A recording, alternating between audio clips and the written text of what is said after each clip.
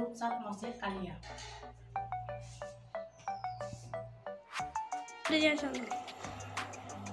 প্রথমে আমি রূপচাঁদ মাছে নুন হলুদ মাখিয়ে নিচ্ছি।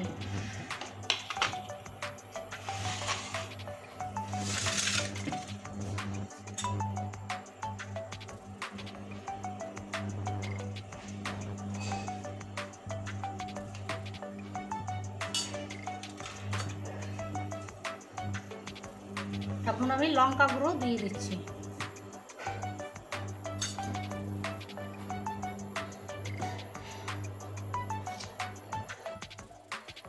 লবণ দিয়ে দিচ্ছি। আমি সুন্দর করে মাখিয়ে নেব। এখন আমি সর্ষের তেল দিয়ে দিয়েছি।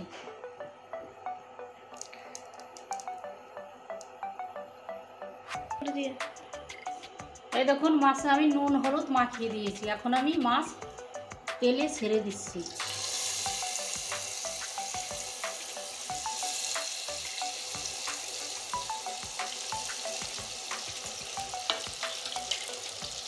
এখন আমি দেখে নিচ্ছি মাছটা উল্টিয়ে দিচ্ছি, দেখি কেমন হয়।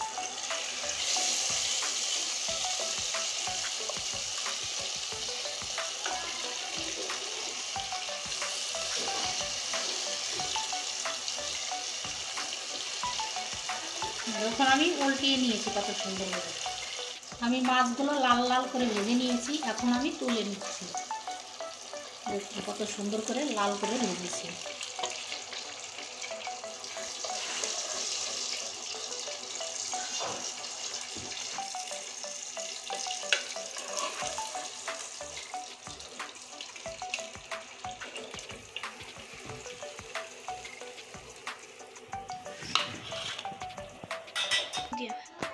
এই তেলের ভিতরে অল্প পরিমাণ তেল লাগবে।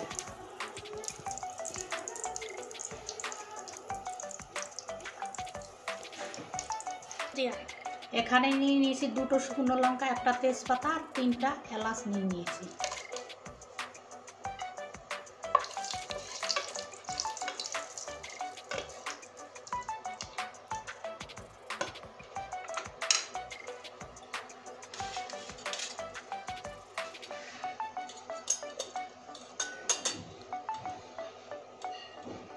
আর ফোড়নের জন্য দিয়ে দিব জিরে।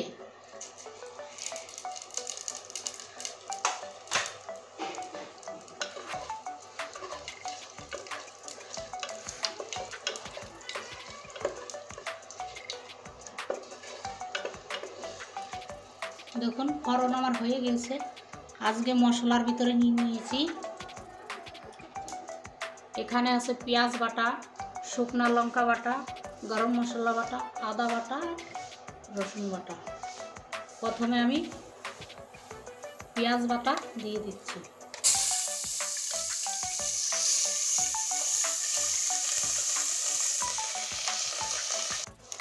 দেখুন আমি পেঁয়াজটা লাল করে ভেজে নিয়েছি। এখন আমি এই আদা বাটা রসুন বাটাটা দিয়ে দিচ্ছি, আর দিয়ে দেব আদা বাটা,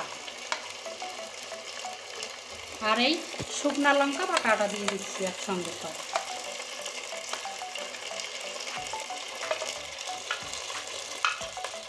আমি সুন্দর করে নেড়ে নেব। এই দেখুন আমি মশলাটা সুন্দর করে লাল করে কষিয়ে নেব। এখন আমি অল্প পরিমাণ জল দিয়ে দিব।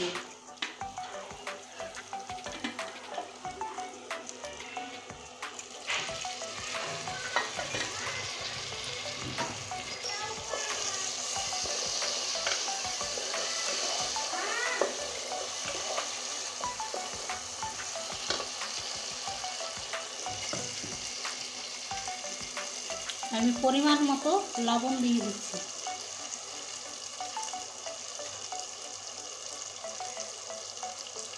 আর দিয়ে দেব হলুদ।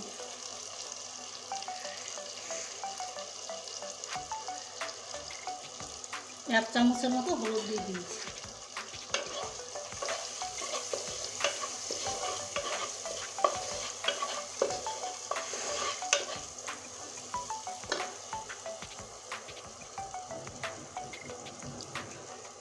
এখানে আছে জিরে ধনে 1 চামচের মতো দিয়ে দিচ্ছি।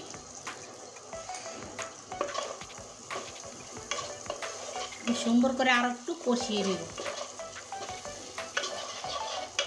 দেখুন মশলা থেকে আমার তেল ছেড়ে গিয়েছে। এখন আমি এই থার্মোসে রাখা জল দিয়ে দিচ্ছি ঝোল করার জন্য।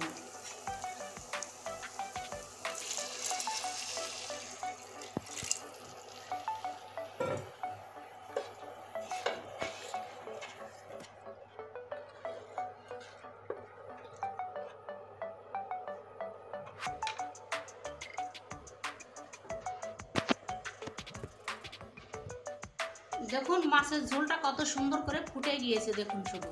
এখন আমি এই ভেজে রাখা মাছ আমি দিয়ে দিচ্ছি, হাত দিয়ে দিয়ে দিচ্ছি। অনেক বড় তো মাছগুলো, তো ভেঙে যাবে।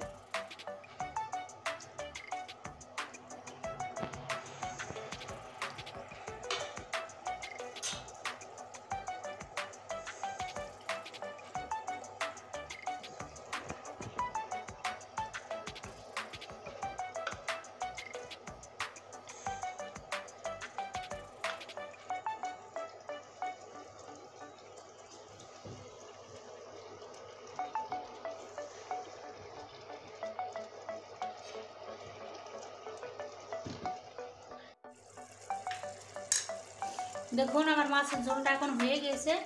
এখন আমি এই গরম মশলা বাটা দিয়ে দিচ্ছি।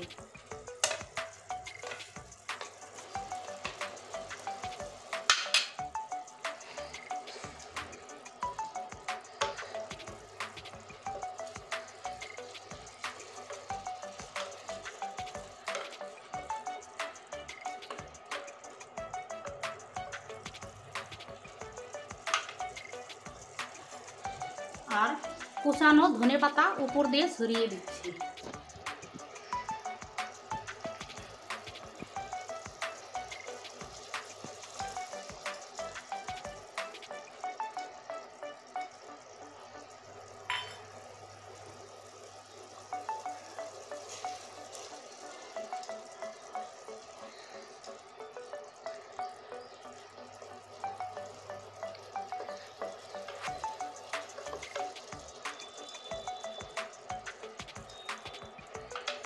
আমার মাছের ঝোলটা হয়ে গিয়েছে, এখন আমি নামিয়ে নিচ্ছি। এই দেখুন রূপচাঁদ মাছের ঝোল আমি বানিয়েছি।